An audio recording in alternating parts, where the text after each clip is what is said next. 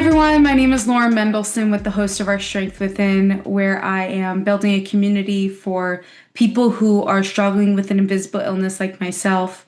Today, I invite Lexi to come share her story. So welcome. So, Hello, everyone. I'm excited to be here and share my story. so the funny thing is, I want to tell everyone how we met. We actually have never met in person. Yep. I was in a bar in New Orleans and I ran into a friend of yours. How long have you known her? Kayla's actually my cousin. Oh, okay. I Yeah. ran into your cousin. I called your cousin I was telling her, because I tell everyone about my epilepsy, hmm and she said, "Oh my gosh, I can introduce you to the right person." And so you were that person. Yep. So, She yeah. immediately texted me. I was like, oh my God, I have someone for you to meet. You'll love her. One day we'll meet in person. Yes, one day. Um, so share with everyone, share with me your story. Like, what do you want to tell the people that don't know you? Okay, I am 23 years old and I was diagnosed with POTS, which is also known as postural orthostatic tachycardia syndrome. I was diagnosed in 2024 after I would say about 8, 9 months of not knowing what was going on with me in my body and just knowing that I felt off. Yep. So, can you explain a little bit more about POTS? I'm sure like I explained epilepsy as an earthquake like earlier in my episodes about how it's like an earthquake, the tectonic plates are always moving, like my neurons are always moving, and when irregularities happen, there's an episode. Yeah. And so can you educate people about how you would explain POTS to a kindergartner, basically? Yeah. Yeah. So POTS actually affects my nervous system and it affects all my bodily functions. So being able to see, being my brain, it affects my brain. I get really dizzy, like I feel like I just spun around 20 times. It affects my digestion. It affects my heart rate, my blood pressure, my circulation, anything and everything that you can think of it could affect, it affects me. Do you feel it coming on, or is it just random and you have to hold on to something if you get dizzy? So sometimes I do know what's when it's happening and what a POTS flare up, a really bad POTS flare up looks like for me is it actually causes me to pass out. Wow. And so usually I've gotten good over the year and a half that I've been diagnosed with it. I've kind of learned when it's coming on, but Mhm. sometimes I can wake up and I can be in a full on flare up. Wow. So And I'll stand up and now I'm like, oh my God, I feel like I'm no gonna way. pass out. So I'm 24, right? I was diagnosed at 19 with epilepsy. You were diagnosed a year and a half ago, so you were 22 or turning 22. Yeah. Where were you in life? How did you discover that you had POTS? Have you had it your whole life? Like, So I was home for Christmas break. I was going to school at University of Houston mm, and I was home for Christmas break and I just kind of started feeling off one day. I was just like, I feel off. I don't feel myself. I don't feel sick, but I don't feel great. I mm. went to my mom's school, and I walked in and my eyes have always kind of given it away when I don't feel good. And she looks at me, she was like, Lexi, what's wrong? I can see something's off. I was like, I don't know. I just kind of feel off, you know? Mm. And I don't feel sick. I'm not congested or anything. And she was like, okay, come here. She checks my temperature and I'm running a fever. And she's like, go to urgent care. And I'm like, okay. I Okay. go to urgent care and the doctor there is like, oh, you're anemic. And I'm like, so why am I running a fever? And also, no one's ever told me I was anemic before. Mhm.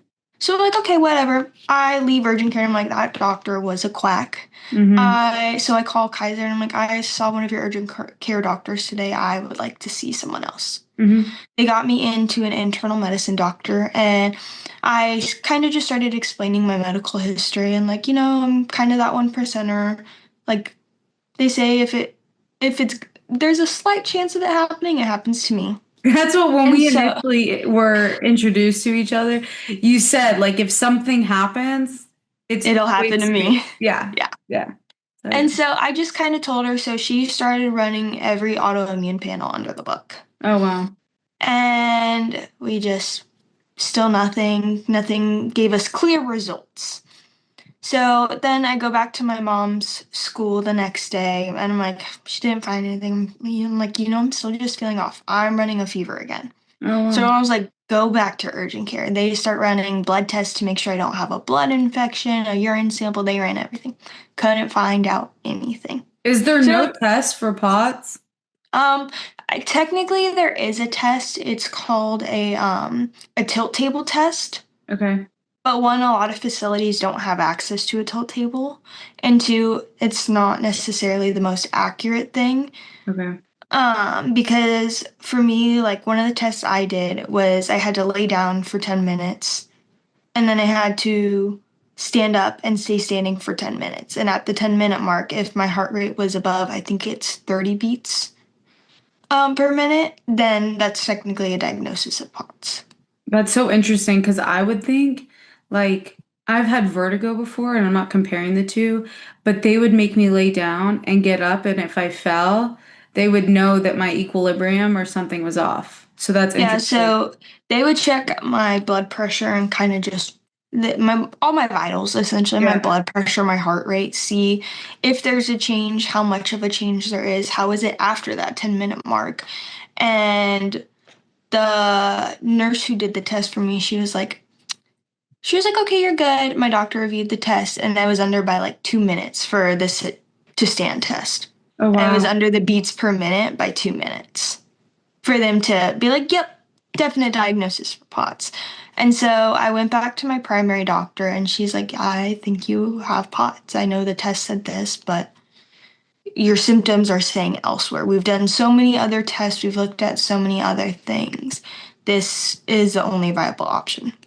And so a few months go by, I'm on blood pressure medication and it was working. My blood pressure is too low, which Okay. causes me to pass out. So I'm on blood pressure medication to bring it up. Is that a normal symptom? Like Yeah. for people who have okay.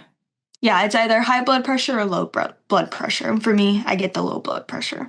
What was it like when you kept getting, hey, it's not this, hey, it's not that, and it was more frustrating, I'm assuming, but tell me kind of what it was like when you didn't know why it was happening, but you knew something was wrong. Ah, it was probably honestly the most, even now I still get frustrated with it. Yeah.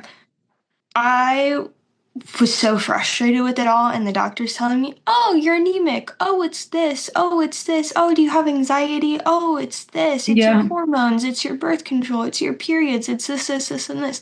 And I was so frustrated because I've always kind of had health issues, so I know my body. I listen to my body. I'm very Yeah. aware of things going on with my body, and this did not feel like any of those things. So being told, oh, we don't know what's wrong with you. And I'm like, I went from being a college athlete working out 2, 3 times a day to barely being able to shower by myself, to not grocery shop by myself. It was the most infuriating thing, especially when I didn't know exactly what was wrong with me. So so first of all, what was your sport that you played at the University of Houston? And then what was it like transitioning? Like you were what, a junior? Yeah, I was a junior when I got diagnosed. So then what happened senior year? So I was at a junior college first before I transferred to Houston, and I Oh, okay. cheered for 2 years there. And I transferred to Houston. I wasn't cheering at Houston, but I was still actively working out, keeping Okay. myself in shape. When I started having these symptoms, I completely like stopped everything because I'm like, I don't know what this is. I don't feel good enough to go out. I'm exhausted a lot more all the time. It was a struggle to even get out of bed most days. Yeah. I couldn't get out of bed most days. I had no appetite for probably a year. Wow. I was losing weight significantly because I tried to eat, but I couldn't. So I got down to like 108 pounds at one Wow. point. Yeah. And For so someone who's always been an athlete and had muscle, did you lose your muscle mass? my muscle mass completely deteriorated. Are you back in the gym now?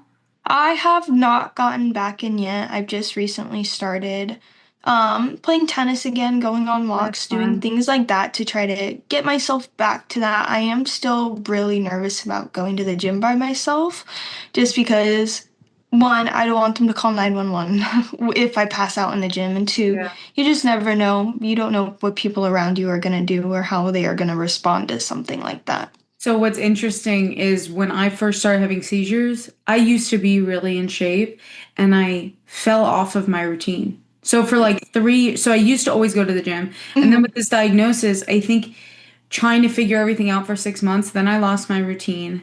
I'm finally back in the gym, but you told me, you mentioned you have a boyfriend. I have a boyfriend, and he motivates me to continue to go to the gym.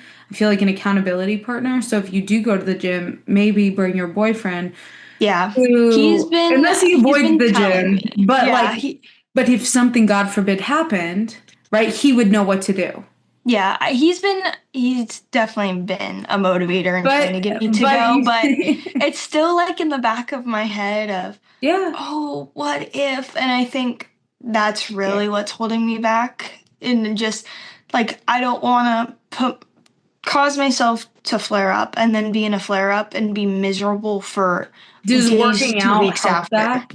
Does working out help that? Or does it cause a flare up?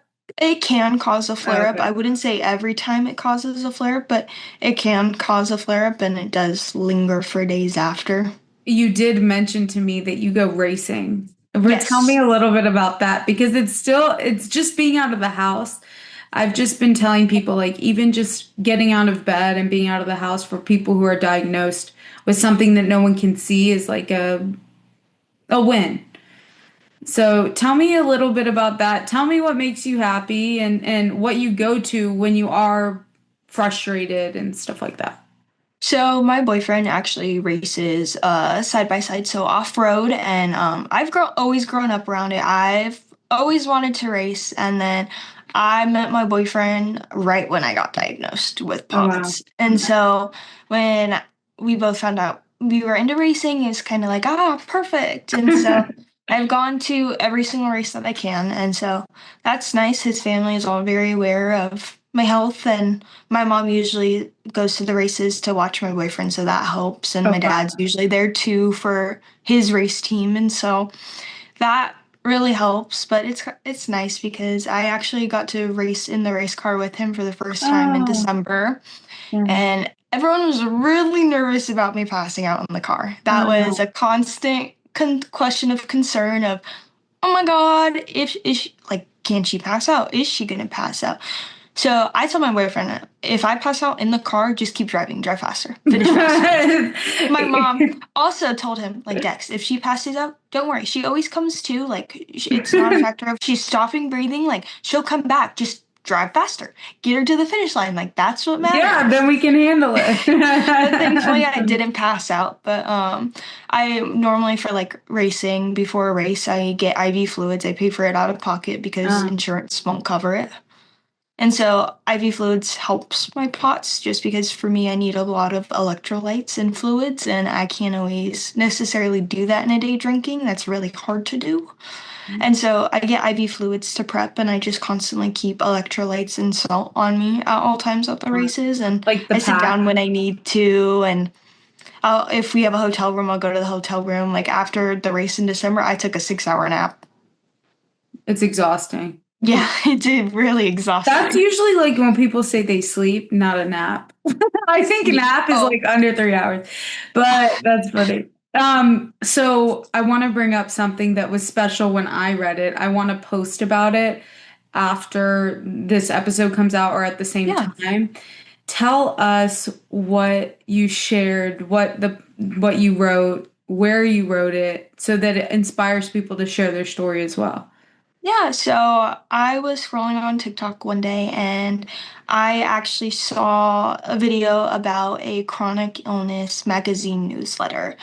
And It's three girls who created it, I believe, and they all had chronic illnesses of their own, whether it's epilepsy, POTS, MCAS, something along those lines. Those girls created it, and they opened up submissions to everyone of, hey, tell your story, share a poem, share a photo, share anything you want that you feel relates to you, and it'll give you a creative outlet. And so I submitted something I wrote and writing it, I cried. Um, just being able to express it and kind of get everything off my chest. And I submitted it and I was accepted into it. And so I'm now published in a chronic illness magazine about my I'm story. gonna post it if it's okay with Yeah. you. Yeah, of course, please. I think everyone needs to see it because it's raw, it's real, and it shows the strength that you want to help people. Even being here. This is Yeah. nothing crazy like sharing your story and anything, but I want to help as many people as possible. So I'm inviting people who have an invisible illness to share their story. Because Yeah. you never know who you're going to touch. I'll tell you, the other day I was at a gym, and a girlfriend of mine who I grew up with, like, I haven't seen her in probably a decade, but we follow each other on Instagram, stuff like that. She came up to me. She's like, I'm watching everything you're doing. I was diagnosed with POTS. And then me and you connected like a week Hmm. later. And I was like, this is perfect. And she's like, I want to share it. And so what also my goal is to invite people who are diagnosed with similar things Yeah. because No, everyone has a different perspective. oh, and it affects everyone in completely different ways. A lot of people who have been diagnosed with POTS actually don't even pass out. They get the symptoms and the pre-syncope of, oh my gosh, I feel like I'm gonna pass out, but they don't actually pass out. You're the one who gets it. I You're the pass one out. person. You're the 1%. So we'll wrap up here, but kind of share some advice that you wish you would have had at 22 when you were initially diagnosed. One thing I can say is you will find out one who your true friends are. That throughout all of this, you will find out the friends who are there with you and okay with you canceling all the time, and that's okay. You're allowed to cancel when you don't feel good enough to. And then two, just talk about it, get it out there, explain to people. I mean, the best thing you can do is educate someone on what you're going through, especially being so young and having an invisible chronic illness. A lot of people look at you and they're like, "Oh, look, she's healthy," or "Oh, look, how could you have this? You're so young." The best thing you can do is educate them and say that illness has no number. Yeah, that's smart. I I'm gonna take that into my life. Yep. I've had family members of mine say I've lost some friends because of X, Y, and Z. And Yeah. I didn't think about it, but recently I realized I really talk to three friends Hmm. every day or every other couple of Yep. days. And they always say they're here for me, even though they may not understand. They will even just listen to me. Yeah. And so I appreciate you sharing and you're going to Yeah. help a lot of people. I can't wait to share what you wrote in the magazine. And I think I'm going to write something. My dad, I wrote him a poem. He's a cancer survivor. Yep. I wrote him a poem in school and he literally puts it everywhere. In every slideshow he presents around the world. His slideshow, he has it on cufflinks. We didn't know at the time he was going to speak about it, but for 10 years Yeah. he's had the poem everywhere. Your poem is going to be a staple for you. I'm going to write a poem, I think. I just put out a song. I wrote it and then I put it in AI. I don't know if you've heard it, I but haven't. it's I'll send it to you. But it is something that you can play when you're in moments of silence where you're struggling a little bit and you need some encouragement to even get out of bed or step outside.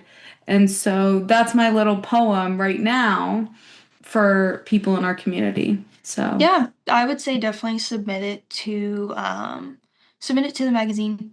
yeah. I mean, the way I look at it is the worst thing they can say is, "Hey, not this article, next article." Yeah. One of those things. And then one thing I would also recommend for you is finding things like I know some days I can't get out of bed. Is finding like hobbies and stuff you can do in bed without watching shows. So like Legos, I've done like the diamond posters, You know what's so bedazzling. funny? I was just gonna tell you I do diamond art. Look, look, have you seen this? A friend of mine knows, it's a bookmark. A friend of mine That's knows that I do great. diamond art, and so she Uh-huh. made this for me.